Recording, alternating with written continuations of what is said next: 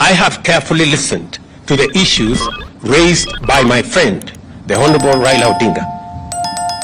In times like this, it is not about who is right or who is wrong. Like Winston Churchill said,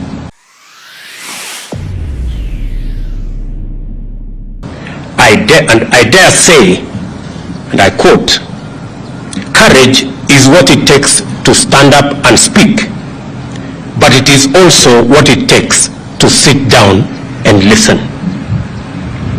I have always been ready to engage Kenyans of all walks of life, including elected and appointed leaders from across the political divide and the religious fraternity, on how to make our country better and prosperous. And in the last 6 months, I have talked to many religious leaders. I have talked to many elected leaders from across the political divide. My door still remains open for honest, objective, and sincere deliberations based on the rule of law and the Constitution. On the reconstitution of the future Electoral Commission, the selection panel that currently is in office is a creation of the law that was passed by the two chambers of parliament in response to a court decision. The court clearly stated that one institution, and in this case, Parliament, cannot dominate the process of establishing an electoral commission at the expense of other institutions that have a role to play in the country's electoral process.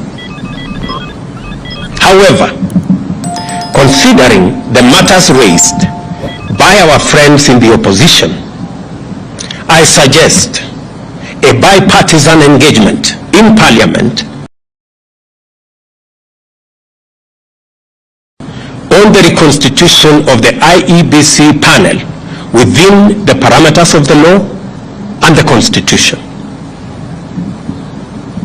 In any case, as a Democrat and guided by the Constitution, I, on the 9th of December 2022, sent a memorandum to the Speakers of the National Assembly and Senate requesting the purposive intervention on implementation of the 2/3 gender rule, entrenchment in the Constitution of the Constituency Development Fund, Senate oversight and national gender affirmative action funds, establishment of the position of the leader of opposition, and the improvement of parliamentary oversight of the executive.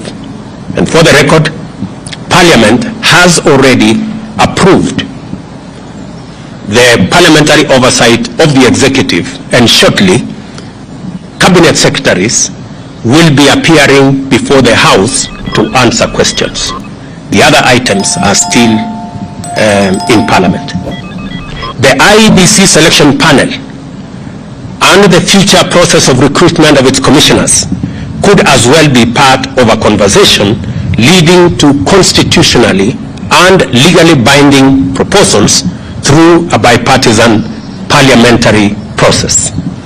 In other words, I am suggesting that the issues that have been raised by our friends on the matter of IEBC,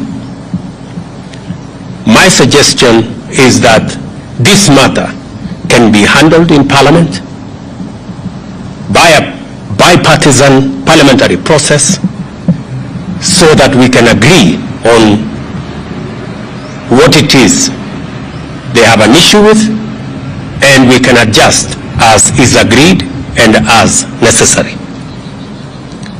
And therefore, in these circumstances, and in view of the recent events that led to loss of life and destruction of property in the demonstrations that have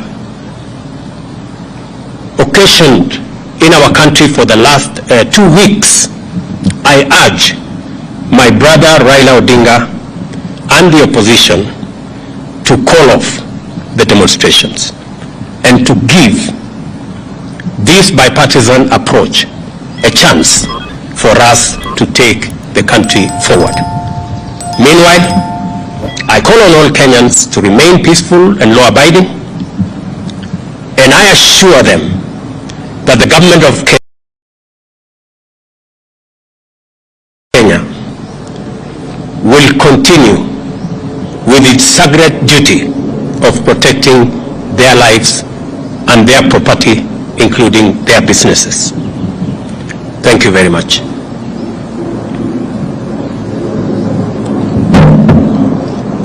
I can take one or two questions. Jina langu ni Joel Chacha kutoka runinga ya K24. Baadhi ya matakwa ya Azimio vile vile ni kuhusiana na gharama ya juu ya maisha. Je, Wakenya watarajie kupungua kwa bei ya bidhaa muhimu kufikia lini?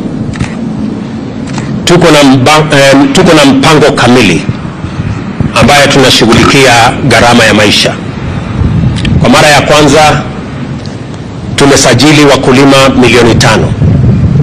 Tuko na mbolea milioni 6. Saa hizi wakulima wetu wanashughulika na kupanda chakula kote katika taifa letu la Kenya. Juzi nilitangaza ya kwamba tumeagiza chakula kutoka nje na itaanza kufika wiki hii. Tuhakikishe ya kwamba pale kutakapotokea pengo ya kukosekana kwa chakula kabla hatujapata ile chakula ambayo tunazalisha mashambani na wakulima wetu, tutakuwa na nafasi ya kutumia